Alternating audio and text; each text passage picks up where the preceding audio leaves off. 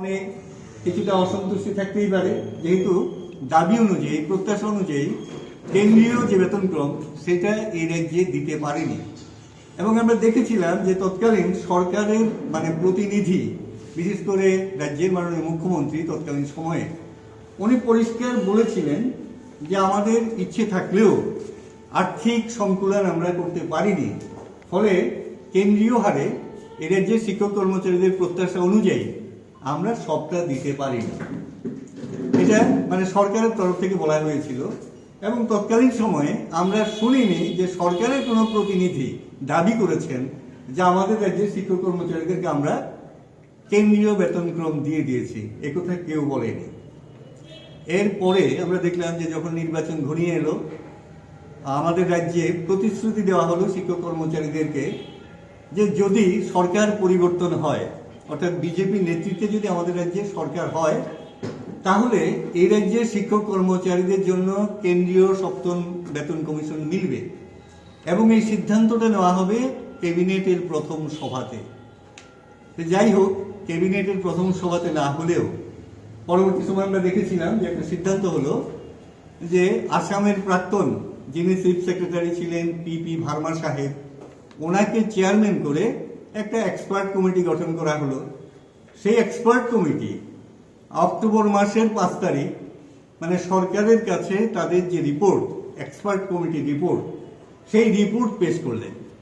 সেই রিপোর্টে স্বীকার করলেন যে ত্রিপুরার শিক্ষক কর্মচারীদেরকে কেন্দ্রীয় হারে বেতন ভাতা দেওয়ার মতো কোনো সুযোগ নেই, কারণ ত্রিপুরার নিজস্ব সেরকম রিসোর্স নেই, ফলে এখানে কেন্দ্রীয় বেতনক্রম দেওয়া সম্ভব না। এমনকি এক্সপার্ট কমিটি এটাও বলল যে বর্তমানে রাজ্যের যে আর্থিক পরিস্থিতি, এতে করে কোনো ধরনের অ্যালাউন্স বৃদ্ধি করার মতো কোনো পরিস্থিতি নেই। এবং আমরা দেখলাম যে ওনারা যে রিপোর্টটা প্রকাশ করলেন, এই রিপোর্টে স্কেল কিছুই করা হলো না। কেন্দ্রীয় হারে যে স্কেলগুলি কেন্দ্রীয় হারের চেয়ে অনেক কম, এবং গ্রেড পে একটা বিষয় আছে, এই গ্রেড পেটাও কিন্তু কেন্দ্রীয় সরকারের কর্মচারীদের অনেকটাই বেশি। যেমন আমাদের রাজ্যে সর্বনিম্ন গ্রেড পেটা হচ্ছে 1300, আর সেন্ট্রালের ক্ষেত্রে সর্বনিম্ন গ্রেড পে হচ্ছে 1800 টাকা। অর্থাৎ শুরুতেই গ্রেড পেতেই কিন্তু 500 টাকার ডিফারেন্স তৈরি হয়েছে। এবার উপরের দিকে যদি আমরা যাই, তাহলে দেখবো যে আমাদের রাজ্যে সর্বোচ্চ হচ্ছে 7,900 টাকা, আর কেন্দ্রীয় কর্মচারীদের ক্ষেত্রে এটা 10,000 টাকা। তাহলে বিষয়টা একটু কম্পেয়ার করলেই বুঝবেন যে পে স্কেলটা বেশি, গ্রেড পে বেশি, তাদের ইন্ডেক্স যেটা এটা বেশি, সর্বনিম্ন হচ্ছে 2.57, আর আমাদের রাজ্যে সর্বোচ্চ দেওয়া হলো 2.57। এবং এখানে দেখবেন যে আমরা যদি লক্ষ্য করি তাহলে দেখব যে 2.57 এইটাও কিন্তু সবাইকে দেওয়া হলো না। এইখানে আবার নতুন করে একটা বৈষম্য তৈরি করে দেওয়া হলো। যেমন পেমেন্ট 1, এখানে 4টা লেভেল আছে।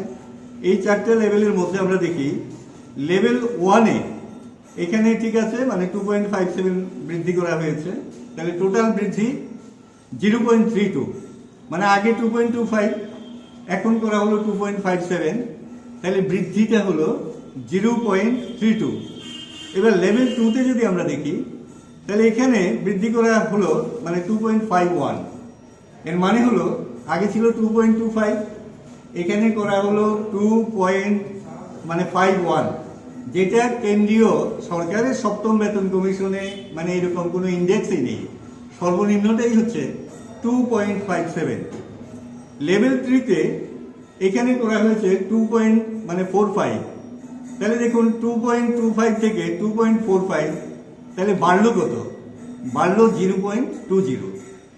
এবার এর পরের যেটা চতুর্থ লেভেল, এখানে বৃদ্ধি করে 2.40 করা হলো, তাহলে 2.25 থেকে 2.40, তার 0.15 বৃদ্ধি।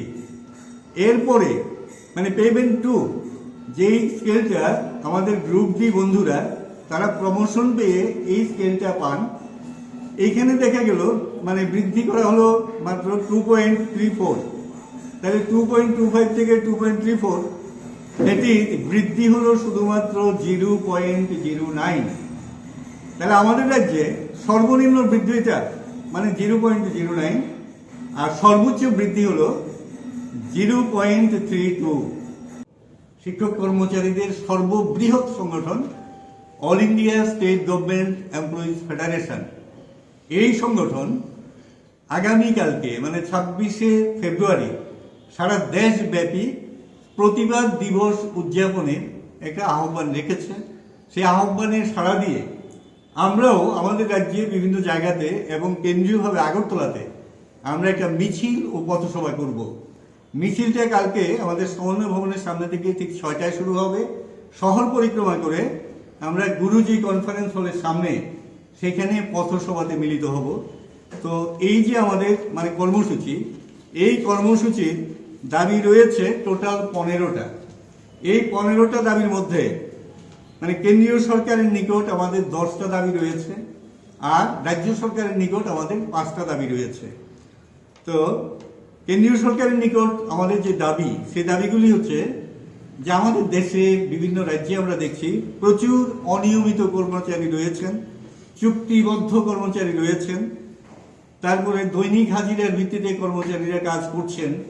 তারা সমান কাজ করেও দেখা যাচ্ছে যে বেতন ভাতা সুযোগ সুবিধার দিক থেকে তারা অনেকটাই পিছিয়ে পড়েছে। ফলে আমরা দাবি করছি যে তাদেরকে নিয়মিত বেতনক্রম প্রদান করতে হবে, এবং প্রচুর শূন্যপদ রয়ে গেছে কেন্দ্রীয় দপ্তর বলুন, রাজ্য সরকারগুলি বলুন, সর্বত্র এই সমস্ত দপ্তরে রেগুলার পোস্টে রেগুলার বেতনক্রম দিয়ে যে সুনির্দিষ্ট মানে কর্তৃপক্ষ রয়েছে, সেই কর্তৃপক্ষের মাধ্যমেই যাতে কর্মচারী নিয়োগ করা হয়।